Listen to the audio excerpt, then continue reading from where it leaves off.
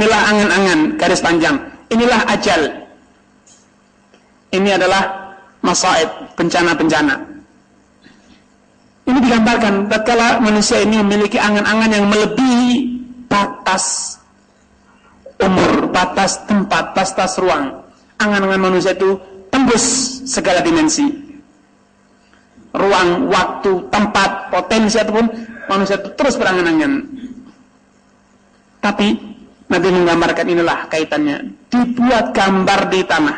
Begitu juga ketika Nabi mengatakan wa anna hadza siratun mustaqiman, apa yang beliau lakukan? Beliau buat gambar di tanah. Ini adalah upaya Nabi SAW untuk memudahkan pemahaman, memudahkan para sahabat memahami ayat wa anna hadza siratun mustaqim. Beliau buat gambar.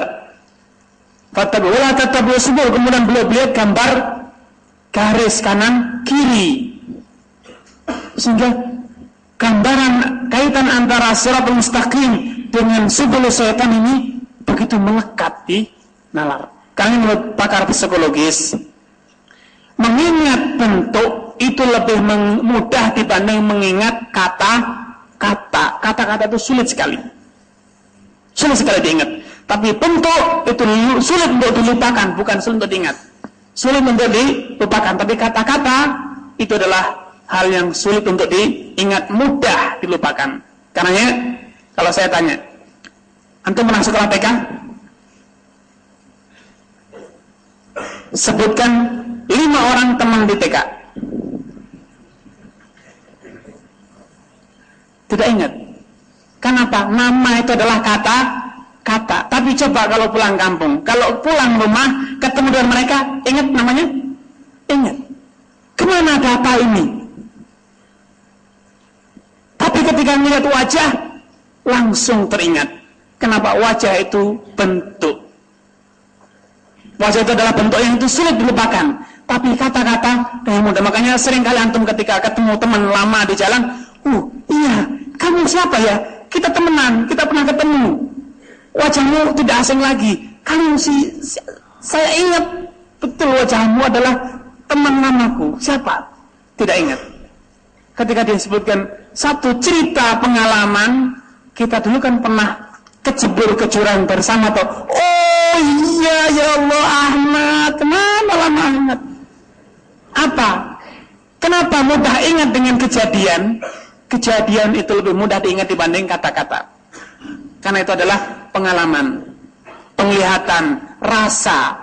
Tapi kata-kata yang hanya 7% itu sulit teringat. Nah, jangan harapkan murid kita akan mudah hafal dengan apa? Kata-kata. Jangan harapkan murid kita hafal kata-kata. Karena di antara teladan Nabi SAW ketika beliau berbicara, beliau mengulang sekali, 2 kali, 3 kali. Ketika berbicara, beliau berbicara pelan-pelan. Kemudian itu pun juga sering diulang-ulang. Karena memang mengingat kata itu sulit. Tapi mengingat gerak, mengingat kejadian, mengingat bentuk itu lebih mudah. Karena Nabi seringkali membuat bentuk, membuat ilustrasi, gambaran yang ini akan lebih mudah diingat dibanding kata-kata.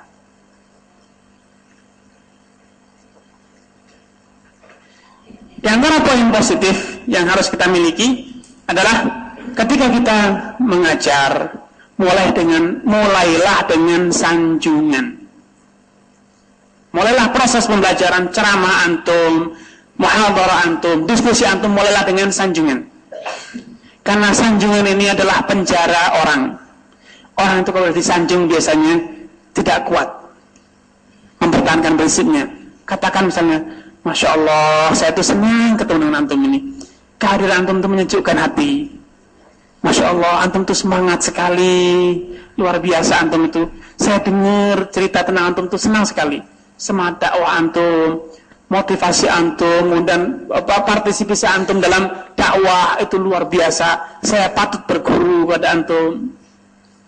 Seperti itu, itulah sanjungan. Dan biasanya kalau udah disanjung, telinganya terbuka lebar-lebar, hatinya menganga. Silahkan katakan apa yang antum mau. Motivasi dengan cara apa? Dengan sanjungan. Karena di antara hikmah yang bisa kita petik dari Syekh Muhammad bin Abdul Wahhab rahimahullah ta'ala, lihatlah setiap karya buku beliau dimulai dengan i'lam rahimakallah. Dengan apa? Dengan doa, dengan hal positif.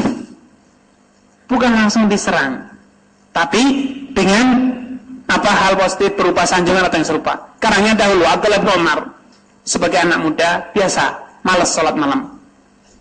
Maka ketika Nabi ingin memotivasi Abdullah bin Umar untuk sholat malam, beliau dengan apa? Dengan sanjungan ni'mar rajul Abdullah. Abdullah bin Umar itu adalah pemuda yang luar biasa, paling hebat. Andai dia itu sholat malam. Sebagai anak muda, oh iya, ini potensi untuk menjadi orang terhebat. Saya harus dapatkan. Lihatlah, Nabi memulai motivasi dengan apa? Dengan cara menyanjung. Karena seorang ustadz harus pandai menyanjung. Jangan malas. Jangan pelit dengan sanjungan dan dermawan dengan celaan. Celaan itu adalah bara permusuhan.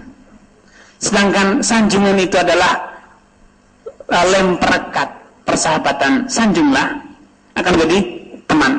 Suatu saat ketika saya berkesempatan berkunjung ke kantor Departemen Hukum dan HAM di Jakarta, saya di sana diarahkan untuk berkunjung ke lapas, kantor yang mengurusi lapas penjara se-Jakarta, se-Jabodetabek. Kebetulan kala itu kepala lapas sedang berkumpulkan di sana. Saya ketika mendapatkan kesempatan berbicara, saya mulai dengan sanjungan. Saya katakan, Pak, saya sangat tersanjung hari ini. Kenapa? Karena saya berhadapan dengan para pahlawan bangsa ini yang terlupakan. Kenapa terlupakan? Pejabat lapas ini kan disuruh mengurusi bandal, perampok, pembunuh, koruptor negara ini. Andai tanpa pejabat lapas, negara ini sudah bubar. Kenapa? Perampok di mana-mana, tapi berkat jasa Bapak yang sabar, telaten ngurusi penjara, ngasih makan, dilatih, ditawan, ditahan, menjadikan aman. Polisi itu cuma kerja nangkap sekejap, habis itu dia tidur. Tapi Bapak sepanjang hari ngurusi sampah masyarakat bangsa kita. Bapaklah pembersih negara ini. Apa kata mereka? Dek, baru kali ini saya mendengar dipuji katanya. Seumur hidup jadi pejabat di lapas ini adanya dicaci saja. Ada napi kapur satu saja, jasa kami semuanya runtuh. Habislah masuk penjara, dicaci maki habis. Baru kali ini saya mendengar pujian. Subhanallah, setelah itu ketika saya menjelaskan tentang terorisme, apa itu terorisme, siapa dalangnya, apa kaitannya, semuanya terbelalak. Mereka mau mendengar, mereka mau menyimak. Karenanya pandai-pandailah tatkala berdiskusi, berkomunikasi dengan siapapun, dengan murid-murid, katakan, nak, Masya Allah, murid-murid Bapak ini pintar-pintar, tampan-tampan, ganteng-ganteng semuanya, Masya Allah. Pintar sekali, rajin tuh, lihat duduknya bagus, pintar sekali. Manfaat seperti itu. Ini kalau di SD seperti itu, katakan, pintar sekali ya, rajin. Coba Pak Ustaz melihat tulisannya bagus sekali kayaknya ya, kayaknya paling bagus tulisannya. Dia akan berusaha nulis sebagus-bagusnya. Kenapa? Dengan dipuji. Orang kalau dipuji itu lupa daratan. Karena jangan pelit dengan pujian. Manfaatkanlah hal ini. Selama antum tidak berbohong, tidak masalah. Masya Allah, saya itu sudah lama menantikan ketemu dengan antum. Ya, udah 20 menit tadi. Nunggu itu paling lama. Olahnya semenit. Tapi kalau ditagih utang, itu paling cepat, walau setahun. Kok sudah harus bayar utang ya? Setahun. Tapi kalau namanya nunggu, kapan ya saya mau pergi? Bisnis kok datang, padahal baru 2 menit sudah kasak kusuk. Itu nunggu.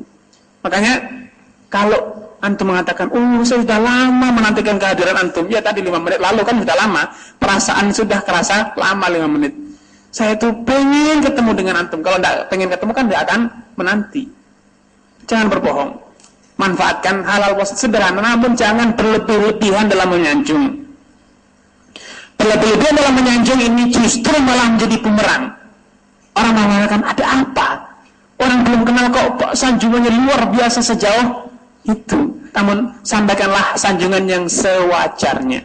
ala kadarnya, itu sangat efektif untuk membuka pintu komunikasi yang luar biasa, memotivasi orang untuk mendengar, untuk menyimak, untuk mengikuti apa yang antum katakan. Namun tidak dipungkiri dalam pendidikan itu pasti ada dinamika, emosi, marah, kecewa, ada anak nakal, bandel, ada ngeyelan, itu ada. Tidak mungkin itu bisa hilang. Karena seorang pendidik harus tahu diri, harus bisa menahan diri. Tidak boleh hanya dalam badai emosi, namun dia harus terus mempertahankan kelemah lembutan. Misalnya, kalau ada anak sedang nakal di kelas, jangan dihukumi dengan cara-cara yang kasar, yang menjadikan putus seperti dikat sudah sejak saat ini engkau bukan muridku. Dihukumi dengan hukum yang mencerminkan akan lampiasan dendam amarah. Namun selalu seorang dai, seorang pendidik harus memiliki sifat rahmah sebagai seorang pendidik, sebagaikan seorang ayah. Seorang ayah, seorang ibu itu, walaupun anaknya nakal, dimarahi habis, tapi habis dimarahi biasanya dimandikan oleh ibunya. Ibunya kalau malam hari nangis. Kenapa? Tadi pagi marah-marah sama anaknya. Jadi seorang dai itu harus memiliki sifat seperti itu. Kelemah lembut dan sayang pada muridnya, pada masyarakatnya, pada mad'unya. Karena ingat bagaimana Nabi SAW, walaupun beliau sudah diusir oleh orang-orang Abdi Yalail, Ibn Abdi Kilal, dilempari dengan batu pada Aqabah, hari Aqabah, sampai kakinya berdarah-darah. Ketika datang tawaran dari malaikat Akhsyabain, malaikat penunggu gunung Mekah, untuk ditimpakan kedua gunung Mekah ke penduduk Mekah, apa jawaban beliau? La, jangan kau timpakan. Bal as'alullah an yukhrija min aslabihim man ya'budullah syai'an wa la yusyriku bihi syai'a. Beliau juga mengatakan, Allahumma hdi qaumi fa innahum la ya'lamun. Kenakalan santri, kenakalan anak-anak ini adalah karena mereka ini belum sadar, belum dewasa, belum memahami. Makanya perlu ada kelembutan, sentuhan kasih sayang seorang pendidik itu harus betul-betul terasa, sehingga walaupun nakal, tapi insya Allah dia ketika merasakan lembutnya, hangatnya kelembutan seorang pendidik, itu dia akan segera berubah. Suatu kisah misalnya ketika ada satu mahasiswa dari Afrika di Jamiah Islamiyah di zaman Syekh Abdul Aziz bin Baz ketika belum menjadi rektor, anak-anak nakalnya luar biasa, kenakalan luar biasa, sampai dari pihak dekan Fakultas Syariah kala itu sudah mengusulkan 4 kali selama 4 tahun untuk DU. Setiap tahapan lolos DU sudah. Sampai ketika sampai di meja Syekh bin Baz selalu ditolak. Beri kesempatan, semoga dia bertobat. Tahun kedua demikian, sampai di meja Syekh bin Baz mentok. Beri kesempatan sampai dia. Sampai tahun keempat kata dekan, saya sampai kapan dah tahun keempat anaknya nakal. Kata saya, beri kesempatan, semoga dia sadar.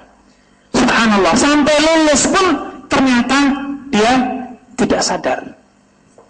Lulus masih nakal luar biasa.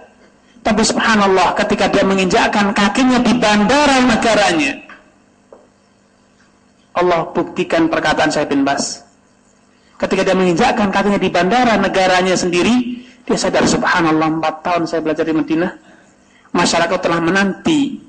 Mereka mengharapkan kehadiranku dengan membawa ilmu dari Madinah. Sejak itu dia bertobat, dia sadar, sampai akhirnya dia selang beberapa tahun datang lagi ke Madinah, menemui Syekh bin Baz dan mengatakan, Syekh, aku dulu orangnya yang demikian-demikian, saya sekarang sudah sadar. Semua orang heran, kaget, tatkala melihat ternyata subhanallah, kelembutan seorang dai, seorang murabbi ternyata lebih manjur dibanding kekerasan sikap emosional. Karena Nabi mengesankan inna rifqa la yakunu fi syai'in illa zanahu wa la yunzaw min syai'in illa sya'nah. Kelemah lembutan harus ada dalam segala urusan, terlebih dalam dunia pendidikan, dalam dakwah. Senyum harus senantiasa terkum di bibir, harus murah walaupun sedang sakit. Apa susahnya kalau tersenyum? Tabassum